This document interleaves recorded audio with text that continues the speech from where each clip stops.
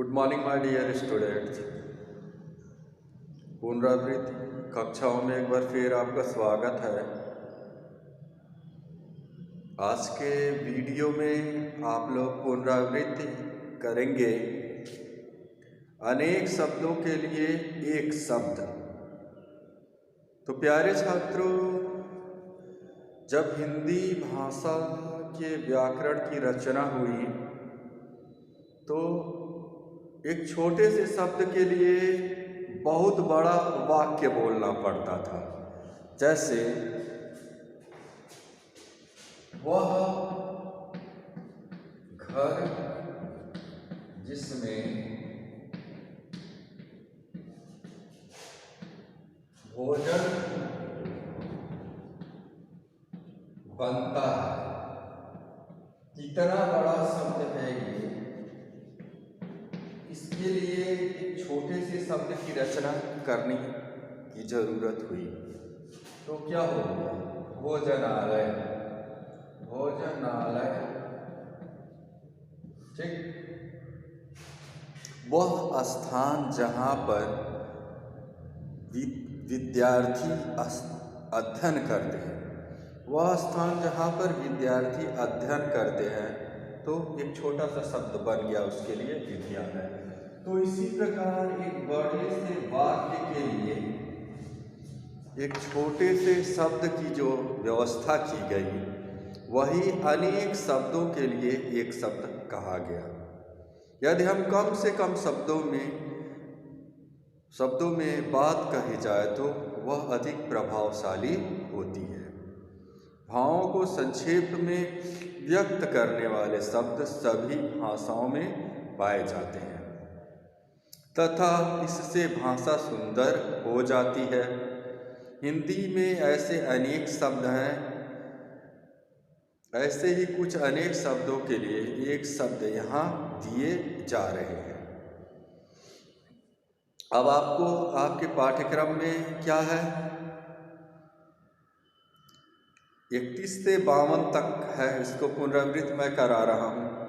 पहला है रात्रि में विचरण करने वाला, ये हो चुका है। 40 से 52 है लोगों में प्रिय। जो व्यक्ति लोगों में प्रिय हो उसके लिए एक छोटे से शब्द को हम क्या कहेंगे? तो कहेंगे उसके लिए एक छोटे से शब्द को लोकप्रिय। हानि पहुंचाने वाला, वह वस्तु जो हानि पहुंचाता हो उसको क्या कहेंगे? हानिकारक। विज्ञान से संबंध रखने वाला, जो विज्ञान से संबंध रखता हो उसको क्या कहेंगे? वैज्ञानिक। अत्याचार करने वाला, अत्याचारी। जिसका विवाह हो गया हो, विवाहित। जो नियम के अनुसार न हो, जैसे पेपर में छपा रहता है कि उस मकान निर्माण में, सड़क निर्माण में अनियमितता पाई गई, तो अनियमित होगा। जो नियम के अनुसार ना हो, अनियमित। जिसके माता पिता ना हो, जिस व्यक्ति के माता पिता दोनों ना हो, उसको अनाथ कहेंगे। जिसका कोई अंग खराब हो, किसी भी शरीर का कोई भी अंग खराब हो गया है तो उसको क्या कहेंगे? विकलांग। जो प्रशंसा के योग्य हो, प्रशंसनीय। जिसे परवाह नहीं है, लापरवाह। बुरी गंध, दुर्गंध। देश विदेश में घूमने वाला व्यक्ति जो है उसको पर्यटक कहते हैं। आमों का बगीचा, अमराई। इस प्रकार से अनेक शब्दों के लिए एक शब्द आपका पुनरावृत्त हो गया। और हम लोग जो टाइम बचेगा अभी हम खुद पुनरावृत्ति ही करेंगे। जो टाइम है हमारा उसको हम 2 से 3 बार पढ़ेंगे, हमें कोई भी परेशानी नहीं है। तो प्यारे छात्रों, अब हम लोग चलते हैं कहानी की ओर। कहानी जो है वह गद्य की एक विधा है। विधा मतलब टाइप या प्रकार है। जैसे प्राचीन राजाओं की जो कहानियाँ होती थी उसको लोग सुनाते थे, सुनते थे, तो उससे लोगों का मनोरंजन होता था।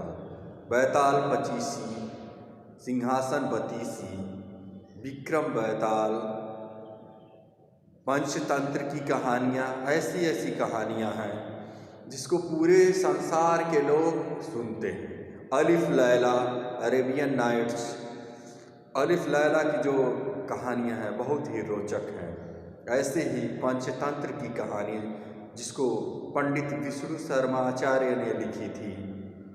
एक राजा के 5 मूर्ख लड़के थे, तो राजा बहुत परेशान था, तो उसने ऐलान किया कि जो भी व्यक्ति मेरे इन मूर्ख लड़कों को सुधार देगा उसको मैं पुरस्कार दूंगा।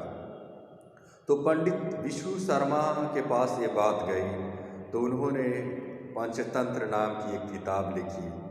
उसमें किताब में उन्होंने पशु पक्षियों के माध्यम से बच्चों को प्रेरणादायक शिक्षा प्रदान की, और उस कहानी को आज भी विश्व के 125 देशों में आज भी लोग पंचतंत्र नामक कहानी का अनुवाद पढ़ते हैं, जो 125 भाषाओं में छपा हुआ है। तो हम लोग आज उसी पंचतंत्र की एक बहुत ही प्रसिद्ध कहानी को पुनरावृत्त करेंगे। कहानी का बाकी हिस्सा मेरे मोबाइल में है, जिसको मैंने आपके पास भेजा भी है। जंगल में बहुत से जानवर मिलजुल कर रहते थे। उन्हीं जानवरों में एक लोमड़ी भी थी। लोमड़ी की चतुराई के किस्से पूरे जंगल में प्रसिद्ध थे और सभी जानवर उससे बहुत सावधान रहते थे। क्योंकि लोमड़ी बहुत बूढ़ी हो गई थी, इसलिए वह शिकार नहीं कर पा रही थी। जंगल में बहुत घूमने के बाद भी लोमड़ी को कोई शिकार नहीं मिला। वह बहुत थक गई। तभी उसकी नज़र थोड़ी दूर पर एक कछुए पर पड़ी।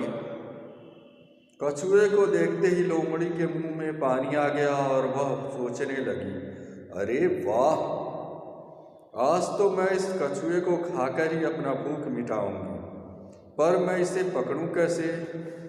शिकार करने की ताकत तो मुझ में बची ही नहीं। अगर मैं इसके पास गई तो ये भाग जाएगा। लोमड़ी को एक तरकीब सूझी। वह कछुए के पास गई और बोली। इस प्रकार से बाकी कहानी आपके पास है। इस कहानी को आप लोग पढ़ लीजिएगा और पुनरावृत्त करिएगा। धन्यवाद, थैंक यू।